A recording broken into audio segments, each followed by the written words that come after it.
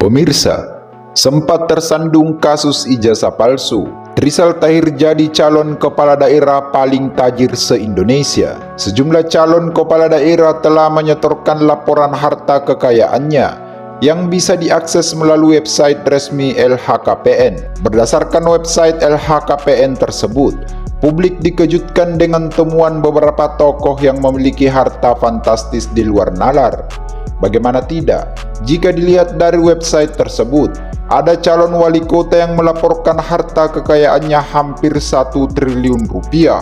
Salah satu calon pejabat daerah dengan harta kekayaan hampir 1 triliun tersebut adalah calon wali kota Palopo, Trisal Tahir. Bahkan, ia menempati urutan pertama sebagai calon kepala daerah dengan harta kekayaan terbesar. Adapun total kekayaan Trisal Tahir yang dilaporkan di LHKPN adalah senilai 981 miliar rupiah. Kekayaan Trisal Tahir bahkan mengalahkan calon gubernur terkaya se-Indonesia, yakni Andi Sumangeruka, yang kekayaannya ditaksir 623 miliar rupiah.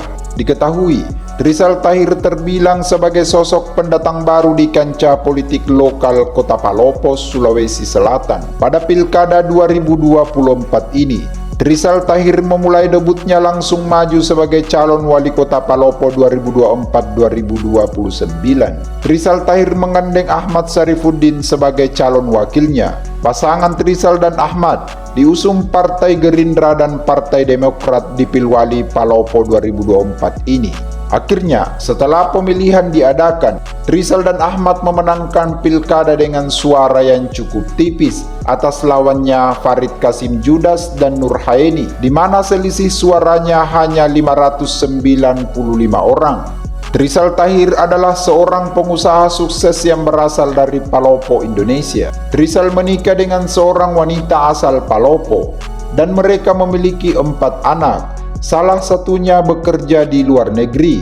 Trisal Tahir telah mengukir namanya di industri maritim internasional. Ia kemudian hijrah ke Jakarta untuk sekolah menengah atas dan kemudian ke Norwegia untuk studi sarjananya. Trisal memiliki lebih dari 20 tahun pengalaman di industri maritim. Ia memimpin 4 perusahaan pelayaran dengan operasi internasional di negara-negara seperti Siprus, Yunani, dan Filipina. Ia juga memegang posisi penting di sebuah perusahaan maritim yang berkantor di pusat Namibia, Afrika Selatan. Sayangnya, Trisal sempat tersandung kasus ijazah paket C palsu saat mendaftarkan dirinya sebagai calon kepala daerah di Pilkada serentak 2024. Diketahui, sebelumnya Trisal Tahir telah ditetapkan sebagai tersangka oleh penyidik Sentra Penegakan Hukum Terpadu atau Gakumdu, Bawaslu Palopo, Sulawesi Selatan.